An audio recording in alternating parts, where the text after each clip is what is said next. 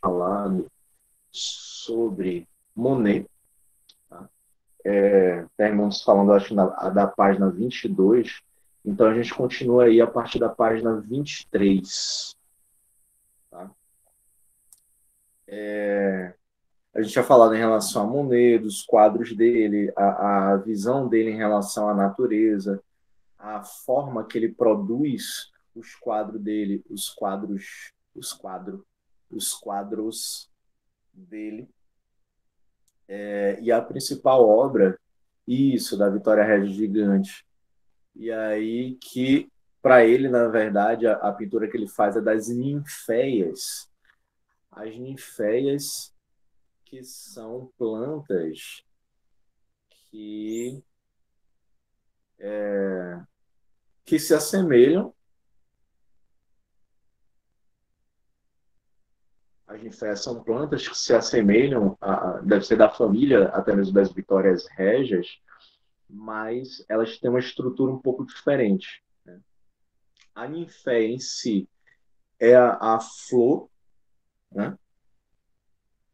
Mas toda flor tem planta, tem folha. Então as folhas dela são assim, são também uma forma de primo de nem tão distante assim, né? Mas que essas ramificações, esses esses galhos, né? Esses caules aqui se espalhando a partir da flor que é a ninféia. Então ele se parece, é de uma família próxima ou distante da Vitória Régia, né? A disposição das folhas como ficam, e sempre em ambiente aquático, sempre em lagos, em lagoas. Né? Então, e aí a gente tem justamente as ninféias do Claude Monet. Enfim, aí a gente passa lá para a página 23, vinda do Rio Rosa, justamente do Rio Rosa. A gente tem um carinha chamado Hélio Melo, que é artista plástico. Hélio Melo, que ele vai ter como sua obra, talvez a mais conhecida, essa daqui, que é o que está no livro didático de vocês. Ele nasce no Acre e passou muitos anos vivendo e trabalhando no seringal. Sabe o que é um seringal, Daniel? O que, professor? Não entendi. Se o quê? Um seringal. Sei não o que é. É um pé de seringa? Seringal, Uma floresta de pé de seringa? pé de seringa. São seringueiras. A partir das seringueiras se extrai a borracha. Então, se faz aqueles cortes. Deixa eu colocar aqui, para você ver. A seringueira. Pronto. As seringueiras, elas são essas árvores que se fazem corte, até quando eu chuto, se fazem cortes em formato de V, que aí ela começa a sangrar justamente por esses cortes até chegar a um determinado ponto em que ele despeja nos embaldes, né? Então, as seringueiras, elas, a partir do sangramento delas, é uma tortura, é uma espécie de tortura, né? A partir do sangramento delas, se extrai a borracha, o material que você vai fazer a borracha. E assim, ó, aí é só ver, ó, o formato sempre que se faz esses cortes da madeira, tirando lá a, a roupa, né, delas. Mas sem isso não tem borracha, justamente.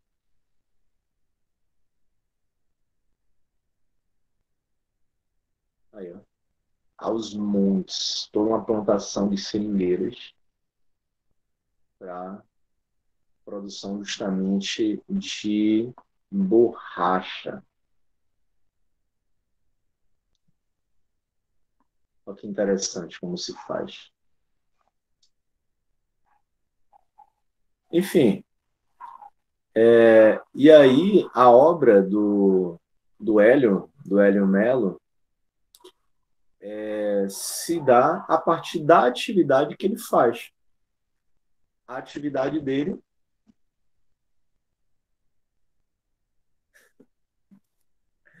essa briga aí, meninos. A atividade deles foi justamente se viveu e se trabalhou durante muitos anos no Seringal. Quem trabalhou também durante muitos anos em Seringal foi uma política, né, que talvez vocês conheçam, que ela foi candidata a presidente algumas vezes, já foi ministra do Meio Ambiente, inclusive. É uma historiadora, ela, que é a Marina Silva. Ela foi seringueira, ela é justamente do Acre, ela foi seringueira durante a infância, durante a adolescência dela. Então, trabalhava nesses seringais através da extração da borracha dessas árvores. O artista ele é conhecido como pintor da floresta. Seus desenhos e pinturas, algumas vezes feitos com o sumo das folhas, mostram a floresta amazônica pela perspectiva de quem caminhou por entre árvores de 30 metros de altura e trabalhou extraindo a borracha das seringueiras. Nessa pintura, ele fez um mapa que marca seu percurso pela floresta para sangrar as seringueiras. Então, olha que interessante. Isso daqui, na verdade, são mapas, é como se fossem mapas do caminho que ele faz e as seringueiras sangradas, né? Por ele, as seringueiras sangradas por ele. Muitas vezes essas obras, não essa daqui especificamente, mas muitas vezes as obras que ele produz acabam. Ó, essa daqui dá uma ideia de seringal.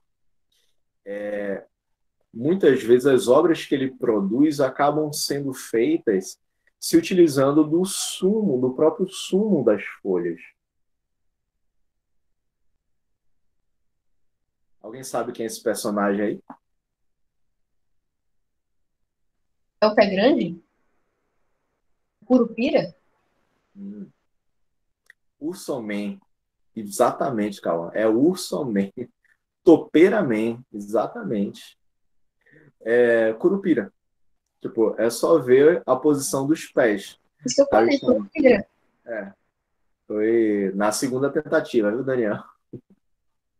O pé grande. O pé grande que tá ao contrário, na verdade. É o Curupira, justamente. E é uma obra do Hélio Melo, né? Ele tem diversas obras que são críticas, essa daqui é do... Não, essa é do Hélio Melo também.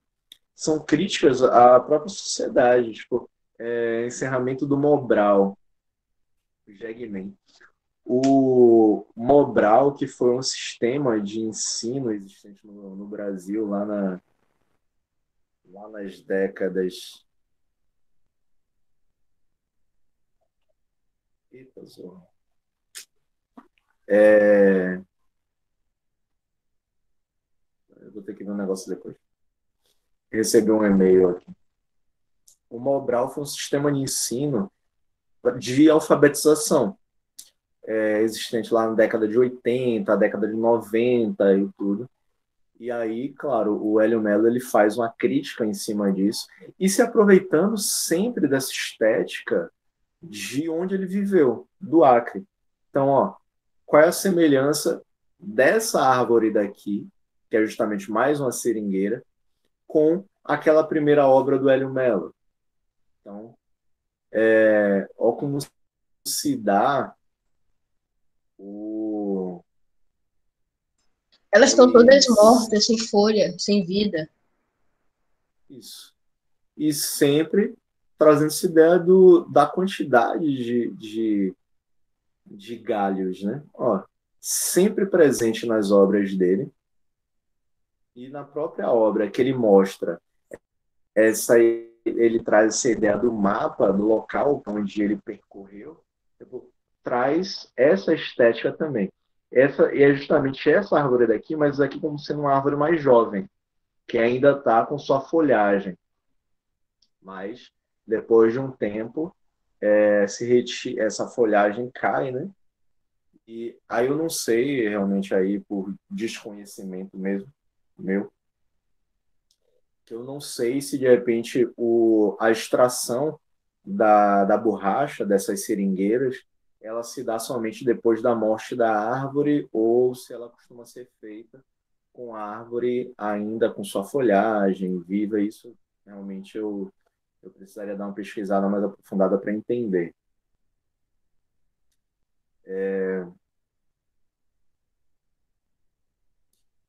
E só uma pequena correção. A gente fala em borracha, da extração da borracha, na verdade, a extração é de látex, né? Aí, através do látex é que se faz a borracha. Mas é o látex que se retira das seringueiras. E aí, interessante, que aqui tem um textinho que fala o seguinte: o seringalista não derruba a floresta para obter seu sustento. A seringueira só cresce no meio da mata e pode ser sangrada por muitos anos. A atividade econômica acabou entrando em decadência a partir da produção da borracha sintética. A borracha sintética, que é uma borracha oriunda, que é uma borracha que vem a partir do petróleo. O plástico, a borracha, o combustível, tudo vem do petróleo.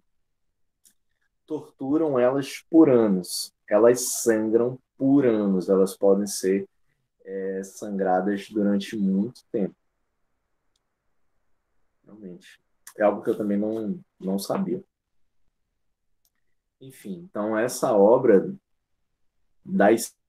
a partir das seringueiras é do Hélio Mello. É bem interessante. Boa parte das obras dele tem essa ligação sempre com a natureza.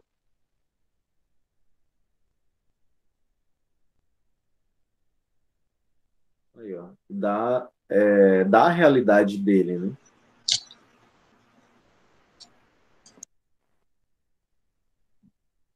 Enfim.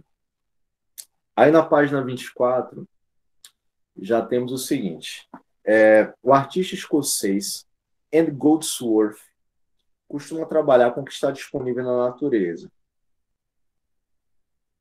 Andy Goldsworth, obras. O Andy Goldsworth, ele trabalha com o que ele encontra na natureza. Durante o outono, utiliza folhas secas caídas das árvores, empilhando grande quantidade delas para formar composições visuais. No inverno, faz esculturas com neve. Em alguns parques, empilha pedras, concebendo formas interessantes. O artista registra suas obras por meio da fotografia, pois seu trabalho é efêmero. O trabalho do Andy Goldsworth é considerado efêmero pelo fato de que é algo transitório, é algo que não dura muito tempo. Afinal de contas, se ele se aproveita daquilo que é concedido pela própria natureza, ele não modifica a natureza, ele não mata a natureza para produzir a sua arte. Ele simplesmente pega aquilo que está solto na natureza e transforma aquilo numa obra de arte. Então, ele pega um conjunto de pedras e vai encaixando elas até chegar num determinado formato. Essa daqui, inclusive, a gente vê que já tem algum tempo, que é ovo do pé grande, deve ter doído para sair, né? Já tem algum tempo, porque assim, ó, a parte de cima, quando chove, é a primeira parte que recebe a chuva, ela já está meio esverdeada, que é como se fosse uma criação de limo nessas pedras. Então, essa consegue ficar mais tempo, Mas se de repente cair uma chuva mais forte, coisa e tal, que acaba modificando, por exemplo, um pouco o terreno, transformando em lama, pode ser que essa estrutura não aguente mais tanto tempo. Só que o ser efêmero, ele é, ele é também, ainda que transitório, pode ser que dure um pouquinho mais tempo, mas vai chegar um determinado momento que, a partir da natureza, ele vai ser derrubado, né? Aqui, por exemplo, ele usa estrutura de galhos secos, por isso que tu disse que é temporário. O bebê deve ter ficado lá dentro. Ou então isso aí pode ser um ovo do Coisa, né? De lá do Quarteto Fantástico. É Quarteto Fantástico ou Vingadores? Eu sempre troco essas coisas. Eu acho que é Quarteto É Fantástico. Não Quarteto sei. Fantástico, mas não tem a coisa. A senhora coisa. Só tem ele.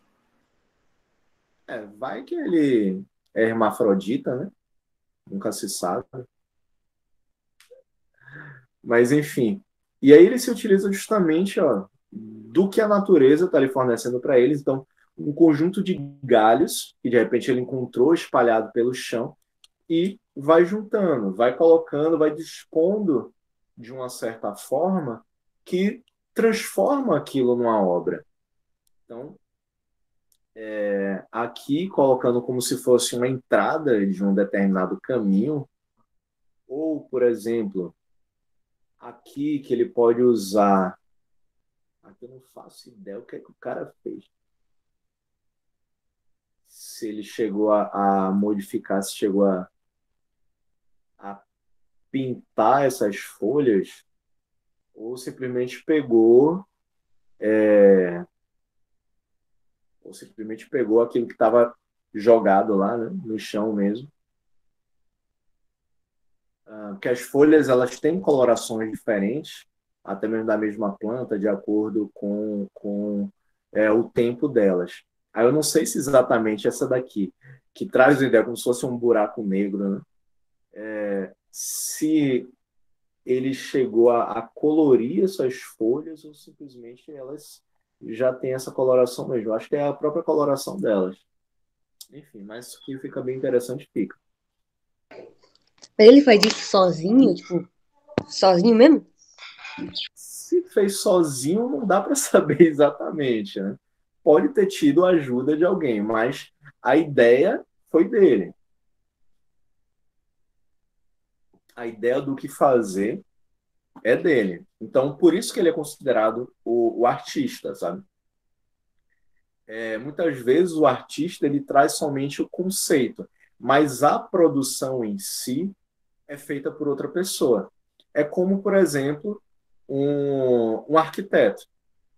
O arquiteto é uma espécie de artista, porque ele faz o desenho, ele traz o conceito, a ideia do que vai ser produzido. Mas quem é que vai construir aquilo dali, quem vai colocar a mão na massa mesmo são os pedreiros. Então, a ideia pode ser dele. O conceito, quem constrói é ele. A obra em si, aí pode ter a presença dele também para poder colher os galhos, para ir encaixando ali e tal. Ou pode ter a ajuda de outras pessoas, até mesmo para correr mais rápido, desde que todos entendam qual é o conceito que ele está querendo dar para aquela formação. Então, aí o Andy Goldsworth ele faz justamente essas transformações. Aqui, ó, pronto. Ele fazendo Steven Meyer. Eu não sei se aqui é o Enzo ou essa outra pessoa, mas enfim. Aqui é uma produção também de uma espiral feita a partir de folhas que estão sendo encontradas na natureza, né? Ele não pintou, ele pegou no chão mesmo, tem algumas ali atrás. É, é isso que eu tô vendo também. Aí é porque chega a ser algo tipo completamente diferente a gente pegar um conjunto de cores. É o que a natureza acaba fornecendo para a gente, isso, né? Que é algo fantástico. que você pode encontrar no mesmo lugar uma quantidade absurda de cores que a natureza vai fornecendo para as pessoas. Então,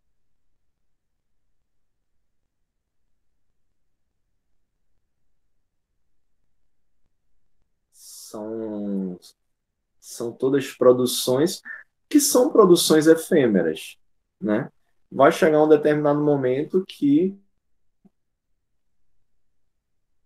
algum bicho vai passar por ali por cima, ou a chuva vai acabar arrastando esse Professor, material que está aí, ou... Oi. às vezes não é nem causa natural. Um idiota chega lá e sai chutando.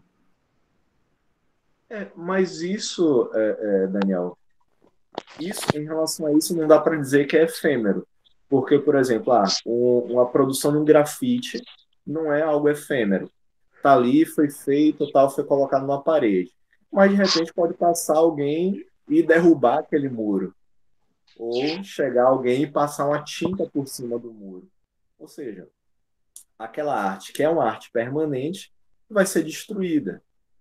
Ou como se você tivesse uma Mona Lisa, o quadro da Mona Lisa no museu, e o museu pega fogo e o quadro queima. Ou então chegar alguém lá com a xícara de café e aí todo tabaréu tropeça e joga o café em cima do quadro, e estraga. Então, não é efêmero, mas acaba sendo destruído, né? Ah, fazem esculturas de areia, tipo jacaré, tartaruga. Sim, são artes efêmeras. Tipo, todo tem uma novela, não sei se vocês chegaram a ver, que é a novela Mulheres de Areia, né? Ai, peraí. Olha que massa isso daqui. Tem uma novela chamada Mulheres de Areia, em que o personagem, Tonho da Lua, ele é de um cara que tem problemas psicológicos e tudo, e ele produz arte. Ele faz justamente bonecos de personagens de areia. Ahn, arte de areia, praia, não sei como se chama. Pronto, beleza. Aqui são artes efêmeras, porque com a ação tanto da água quanto do próprio vento vai acabar derrubando tudo isso em algum momento, né? Mas são obras, às vezes, de artistas completamente desconhecidos, mas obras fantásticas do cara se utilizando apenas de areia e água para poder dar mais firmeza. Aí isso é só a gente ver. Se a gente pega um punhado de areia na mão, seca, a tendência é a areia escorrer por entre as mãos, um cheiro absurdo de tinta aqui, cara. Vai escorrer areia pelas mãos. Se você joga um pouquinho de água, você consegue fazer um bolinho e arrumar na cabeça de alguém, pode até furar a cabeça da pessoa. Exagero, né? Eu só sei fazer buraco, velho. Vai cavando ali, pronto. Só isso. Ó dos Simpsons aqui, que onda. Tipo, e são artistas completamente desconhecidos.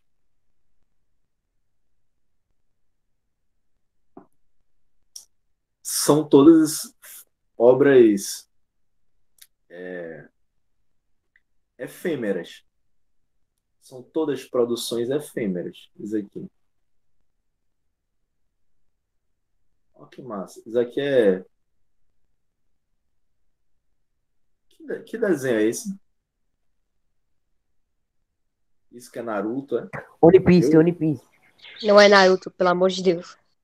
eu não conheço. Eu não conheço desse bicho, não. Ah, eu tô por fora. Mas, tipo, são todas artes efêmeras a partir daquilo que é natureza. De que pra mim é Naruto. Arte efêmera, porque são produções ligadas à natureza que você não destrói nada na natureza para poder produzir eles. Então, vão nessa linha do que é feito pelo Andy Goldsworth. Enfim,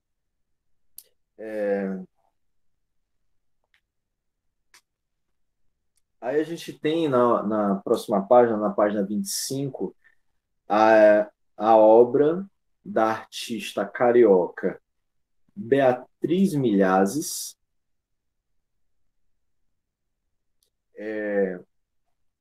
a obra que está exatamente no livro de vocês se chama Suculentas Berinjelas. Escultura de areia na praia, bora. Fechou, partiu. A obra que está no livro de vocês é um detalhe, na verdade, não é ela inteira, é um detalhe da obra de Suculentas Berinjelas. E a produção artística dela é sempre assim, cheia de cores, muitas cores, a gente consegue observar aqui, e que ela sobrepõe guirlandas de flores, mandalas e padrões ornamentais circulares inspirados em trabalhos artesanais de renda e crochê. Ela pinta separadamente os elementos em filme de acetato e depois os aplica, decalcando as formas sobre a tela, justapondo os elementos como uma colagem. O decalque é como se você produzisse os contornos a partir de uma cópia, né? Você faz lá a produção disso que lembra realmente como se fosse crochê.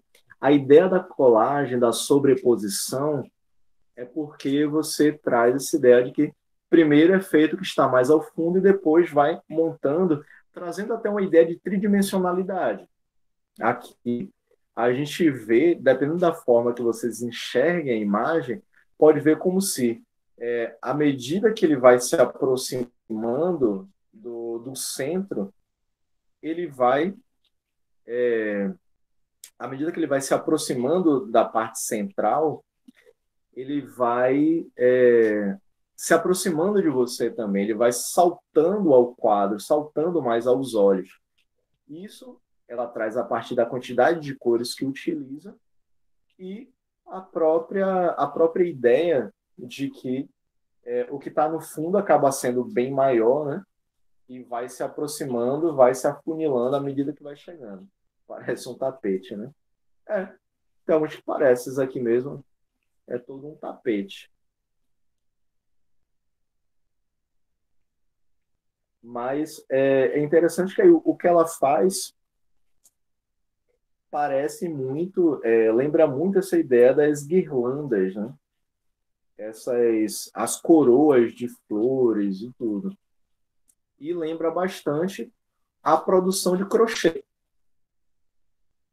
Fala dos os trabalhos artesanais em renda e crochê.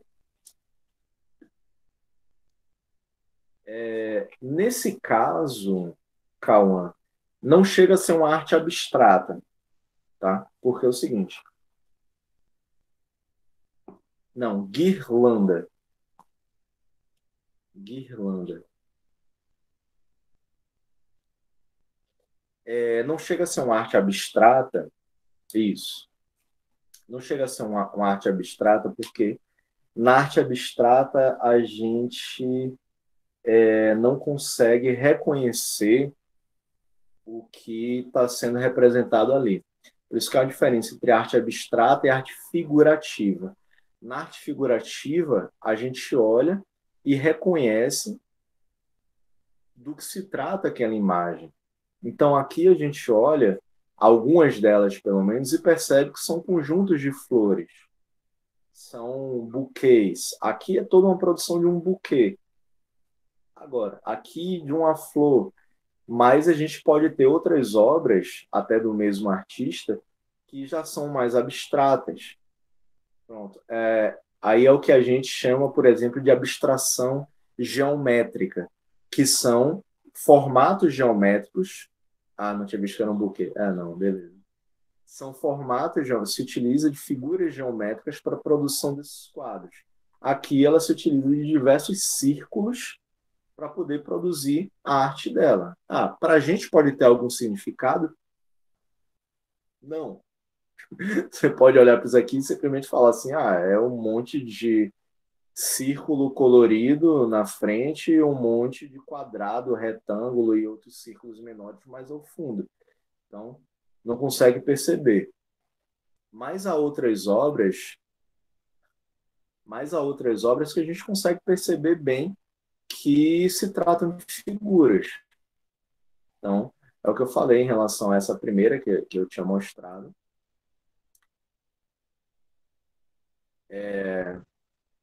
Aqui também a gente percebe bem que é uma flor. Esse daqui a gente percebe bem que são várias flores também com as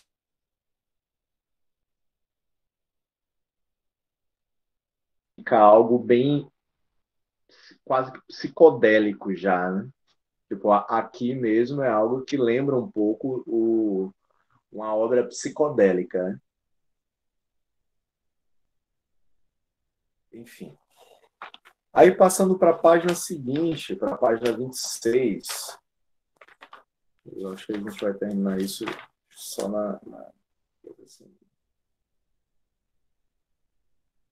na página 26 a gente tem as obras do Sebastião Salgado. Sebastião Salgado, que é esse carinha aqui. Ele é um fotógrafo, que é o seguinte. Um dos mais conhecidos fotógrafos da atualidade é o mineiro Sebastião Salgado. Depois de cobrir acontecimentos mundiais por alguns anos como fotojornalista, Salgado passou a trabalhar em projetos próprios que retratam a diversidade da Terra e dos povos que nela habitam. A fotografia acima faz parte do projeto Gênesis, composto de 250 fotografias em preto e branco, nas quais registrou lugares onde a natureza ainda está intocada, como desertos, terras geladas, vulcões, selvas e cadeias de montanhas. Deixa eu botar aqui o projeto Gênesis.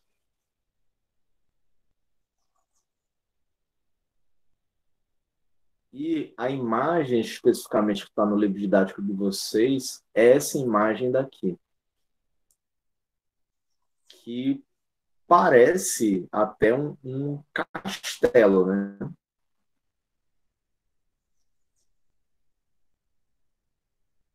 Esse iceberg parece um castelo, até mesmo. E essa formação aqui do gelo, praticamente certinho, quadrado, foi uma formação que a própria natureza esculpiu, através da influência das águas, através da influência dos ventos, da chuva. Então, a própria natureza esculpiu esse castelo do Minecraft. Este iceberg, no momento que o Sebastião Salgado tirou essa foto, esse iceberg ele tinha mais de 800 anos e se parece com um castelo medieval, né? Então, as obras do Sebastião Salgado, só tem essa foto. As obras de Sebastião Salgado em Gênesis, olha que bonitinho, esse passarinho namorando. Ele viajou ao redor do mundo, esse é Sebastião Salgado. Ele viajou ao redor do mundo tirando foto da natureza, de locais realmente intocados, de pessoas que representam culturas. Isso aqui é um baobá, a árvore. Tem esse tronco bem grosso, aí vai para a ponta, afunila antes de abrir, ramificar. São árvores pertencentes à cultura afro-religiosa, inclusive. Há locais intocados? Ah, com certeza. Locais onde nenhum homem jamais foi. Tipo, nesse caso, o intocado dele não é que não tenha passado gente por lá, mas os homens não modificaram a natureza daquele local, pelo menos não de forma direta, né? Não de forma direta. Pode ter sido modificado de forma indireta, como, por exemplo, a própria construção de um iceberg desse, ainda que não tenha sido tocado pela mão humana, ele pode ter sofrido bastante influência da ação do homem, no contexto geral, com a ideia, por exemplo, da própria do aquecimento global. O aquecimento global faz com que a justamente faz com que a temperatura dos mares aumente e, consequentemente, isso faça com que as calotas polares elas derretam. Esse derretimento das calotas polares vai influenciar na formação de icebergs. Recentemente, a gente tem de uma das maiores massas de gelo do mundo, da história. Né? Deixa eu ver o link até disso daqui. Calota polar.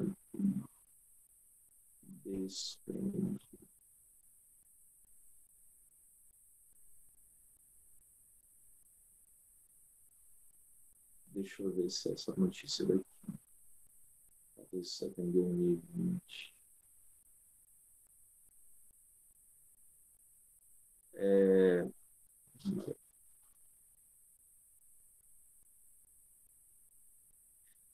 Imagina, tem uma notícia aqui que eu vou botar isso daqui.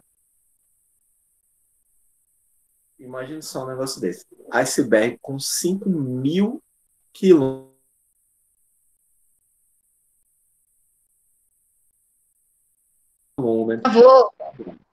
Acabou a aula. Graças ao aquecimento global. Aí ele vai, o aquecimento das águas do Ártico. Aí, 5.000 quilômetros quadrados é aproximadamente a área do Distrito Federal. Enfim, encerro essa aula por aqui. Na sexta que vem a gente ainda termina de falar um pouco sobre isso. Ok, mãe? Tá doido? E a gente fala um pouquinho mais sobre esse jovem Sebastião Salgado. Jovem de 80 anos. Beleza, galera?